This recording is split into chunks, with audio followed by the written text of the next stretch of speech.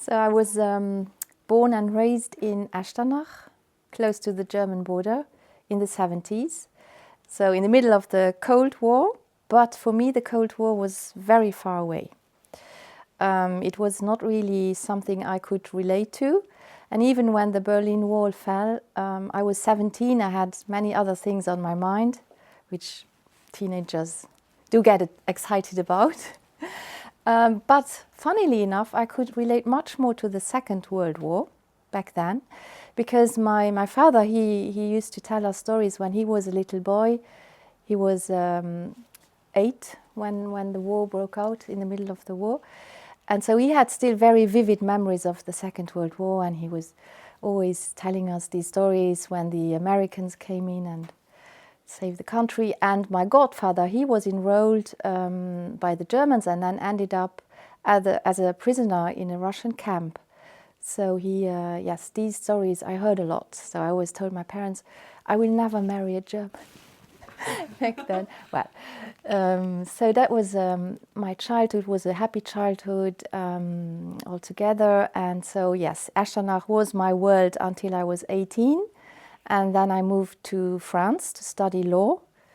I went to Strasbourg, so I studied European law. And it was something I was already very much interested in, to see how the European Union moved from ideas to something concrete, very real for many of us. And so that back when I was studying law, it was all about the common currency, the euro coming about. So this new moment of bringing Europe together around something very concrete, which made our lives much easier. And then I moved for 1 year to London to study again European law. That was a great year, so I met many people from all over the world, and it really left this wish inside me that I wanted to do something in my life which was related to something bigger, not just limited to Luxembourg, but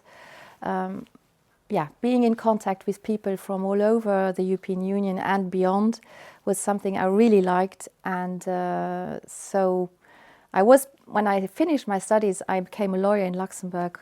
But after 5 years, I said, well, I want to do something which involves more than just the Luxembourgish perspective. So I went to Brussels, and I was supposed to be there only for 20 months to help out for the Luxembourgish presidency of the European Union. And I stayed on for 10 years.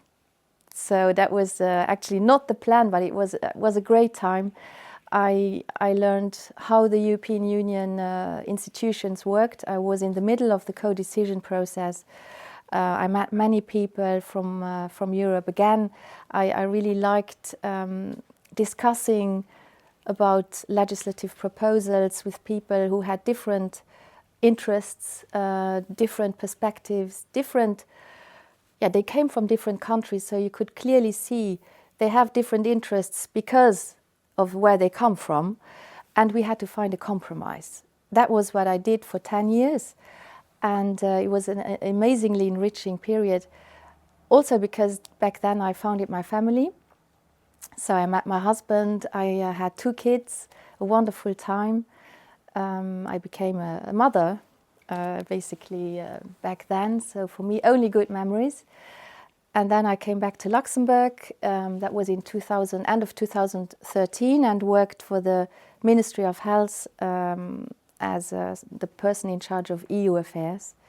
So again, the European Union was a center of my professional life. I traveled a lot back and forth to Brussels, covering meetings. So I still kept a foot in my favorite town. And then when this position was published, someone told me, you should really go for it. And I said, wow, okay, it's a great job, but representing the Commission in Luxembourg, it would be such an honor, but I'm not sure I can actually do it. I'm not sure I'm able to embrace this role. It's so much responsibility. I don't know. And then that person, and I can say who it is, it's Yuriko Bakkes, my predecessor, actually, and a big role model for me, said, and you have to try it. And so I did, and yes, here I am. Well, Europe is about values, we all know that, and for a very long time it's been, I would say, mainly words. Now we live for these values, and even more so because we see that people who are not part of the European Union yet, they also live for these values. So this really gives us a feeling of meaningfulness, of, yes, these values are so important still today. They are the same than when we founded the European Union back in the 50s after the Second World War, but they get so much more sense today. It's all about solidarity, about human dignity, about freedom, about democracy, about building something stronger together. Even though currently we also experience from within the European Union that there is a fragmentation, there are different interests, but this is also the European Union, 27 different member states with their different historical backgrounds. They have lived through different things, so obviously perceptions are different. But when it comes to taking a decision, we nearly always end up finding a common position, a compromise, and that's the beauty of the European Union. These values are really adhere completely to them, which makes me also get up every morning with the same motivation to do this job, to stand up for these values which I profoundly believe in. So this war for us, it's a very important moment of truth, because it's testing us as a European Union, but it's also giving us support in the way that we are now driven by this sense of urgency. We have realized quite brutally that we have become very dependent in several critical areas, not only energy, but our capacity to defend ourselves. And so now we all know and we realize we have to do something against this. We have to become really stronger. And the Ukrainian people show us how strong you can be. I mean, we have so much admiration for them. It's just amazing what they have done since day one of this horrible war. They are still there fighting. It's amazing. I mean, we can only learn from them. And we would be even stronger when the day when they will join the European Union, we will be complete. And we really need Ukraine on board. It's so important to have them. We are already doing everything to facilitate the accession of the Ukrainians, and we know it will happen one day. But we also have to become stronger before Ukraine joins. And this is what we are working on right now, not only supporting Ukraine, but also working on our own resilience, which is far from being perfect, on our own preparedness and on our own unity. And so Ukraine helps us to do that. That is crystal clear. So it's a mutually enriching moment, a moment of test, a moment of truth, and a moment of common future.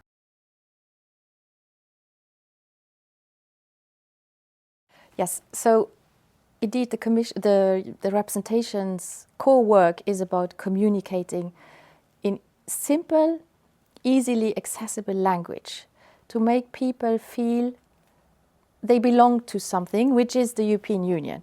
So nowadays the European Union is not only the 27 member states, but it's also what's going on around the European Union, which is the war in Ukraine, now the conflict in the Middle East, and so on and so forth. So for us, me and my team, the challenge is really to get people on board of our storytelling, so of our narrative, of how we would like, we wish people to feel about the European Union and to be aware of the challenges we have today. Because, you know, Luxembourg, nice country in the middle of Europe, everything's going quite well here. I mean, we are really in a very, very, how should I say, enviable situation in the Grand Duchy. So the challenge is when this war broke out, people were very concerned 4 years ago. It was all over. It was in every kitchen. People talked about it day and night. Now the challenge with time, this sense of urgency or this sense of importance vanishes. I think it's a natural instinct. You can see it in every crisis. There is this acute moment where people feel very touched by something. And then their sense of, yeah, this is my life, I want my life back, takes over. So they carry on their life, and the problem, gets more distant. So our job, our responsibility is to keep the moment alive. So we continue communicating about it, but we can only do that in a very efficient way if we can rely on multipliers. So civil society is super important for us. What the association Ukraine does is super important for us. They are really our ally, and the Advocacy Coalition is also very important in that sense. So we work together in order to keep the importance alive of showing support to Ukraine, because this is something which will go on for quite, we don't know for how long, but it's not over. That's the only certainty we have.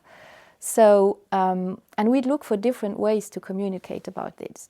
When you communicate, emotions are very important. So we do conferences, we join efforts to have culture communicate about the Ukrainian people, also to say, oh wow, these people do really nice things. They are artists out there, so people can very much relate to that, because that's a common language. It's universal, and it triggers emotions. So the approach of the Advocacy Coalition is great, because it keeps the moment alive over a long-term period, and it acts on different perceptions, on different aspects, culture, for instance. But also it reminds people that it's important to show solidarity, so to donate as well, and to engage in a dialogue around Ukraine.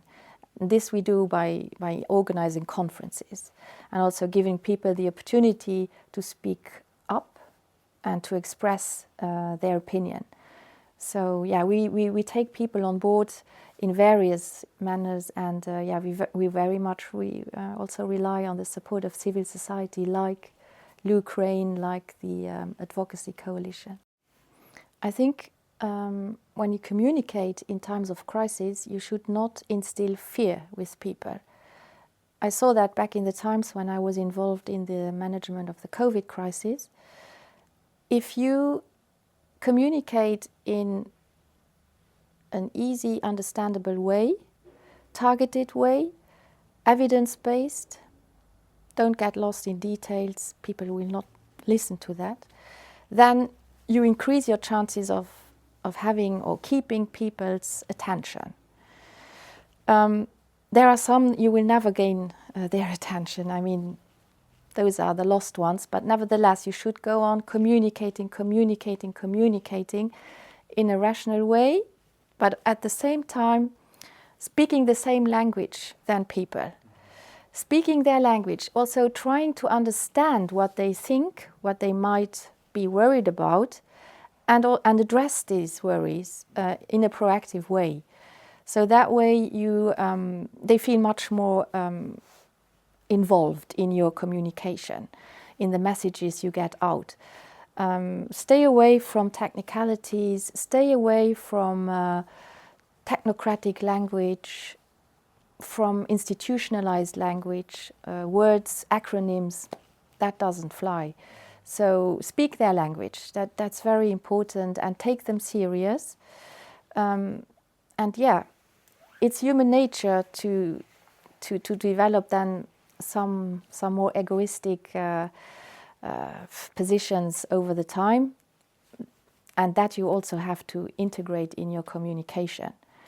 But instilling fear or like a panic atmosphere, it's not the right way forward.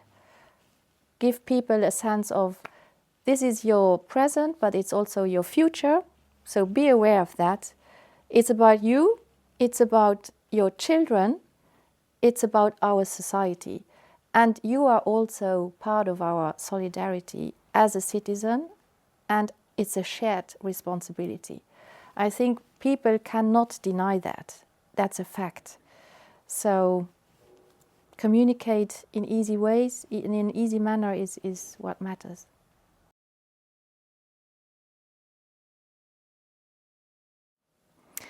We talk about disinformation here, which is a real threat to our democracy.